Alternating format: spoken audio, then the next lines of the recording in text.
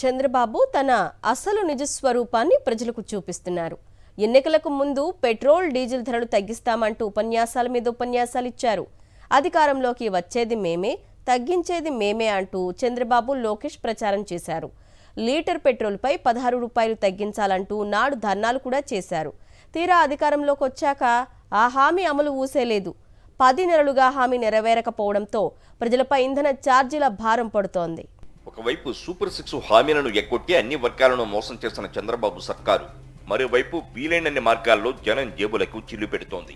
ఎన్నికల వాగ్దానం ప్రకారం సంక్షేమ పథకాల ద్వారా ప్రజలకు మేలు చేకూర్చాల్సింది పోయి పన్నుల బాధులతో నిలువు దోపిడీ చేస్తోంది. సంపద సృష్టించి పథకాలను అమలు చేస్తానంటూ నమ్మించిన ప్రభుత్వ పెద్దలు నడ్డి విరిగేలా వేల కోట్ల రూపాయల భారం వడ్డిస్తున్నారు. ఇప్పటికే విద్యుత్ ఛార్జీలను పెంచి 15,000 కోట్లకు పైగా భారాన్ని జనం నెత్తిన మోపిన కూటమి సర్కారు పెట్రోలు, డీజిల్ ధరలను తగ్గిస్తామన్న హామీని నెరవేర్చకుండా 9 నెలల్లో వాహనదారుల నుంచి ఏకంగా 5,256 కోట్లకు పైగా వసూలు చేసింది. తద్వారా మరో ఎన్నికల హామీకి తిరోధకాలిచ్చింది. అధికారంలోకి వస్తే పెట్రోలుపై లీటర్కు 16 చొప్పున ధరలు తగ్గిస్తామని ఎన్నికల ముందు సీఎం చంద్రబాబు, నారా లోకేష్ నమ్మబలికారు.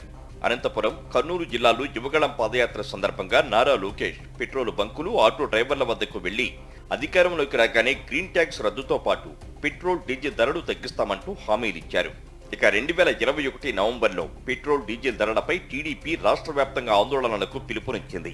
పెట్రోల్పై లీటర్కు 16 వరకు ధర తగ్గించాలని నాడు చంద్రబాబు డిమాండ్ చేశారు. ప్రతిపక్షంలో ఉన్నప్పుడు ఇంధన ధరలపై గగ్గోలు పెట్టిన ఆయన అధికారంలోకి వచ్చాక ఆ ఊసే మరిచారు. ఇది చాలదన్నట్లు ప్రకృతి వైపరీత్యాల నిధి పేరిట అదనపు సెస్ విధించేందుకు ఫైళ్లను సిద్ధం చేయడం గమనార్హం. ప్రతిపక్షంలో ఉన్నప్పుడు పెట్రోల్పై లీటరుకు 16 చొప్పున ధరను తగ్గించాలని డిమాండ్ చేసిన చంద్రబాబు దాన్ని అమలు చేయాలని ఇప్పుడు వాహనదారులు డిమాండ్ చేస్తున్నారు.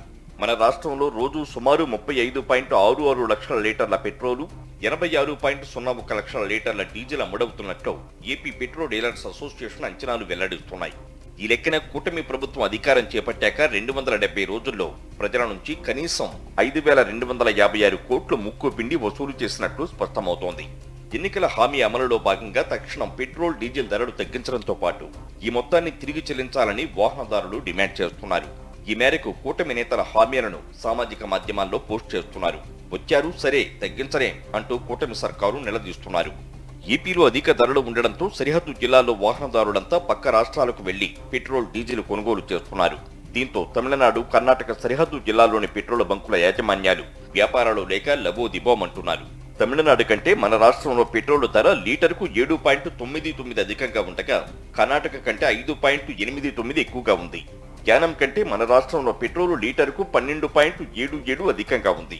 ఇవన్నీ రాష్ట్రంలో పెట్రోల్, డీజిల్ అమ్మకాలపై తీవ్ర ప్రభావాన్ని చూపుతున్నాయి.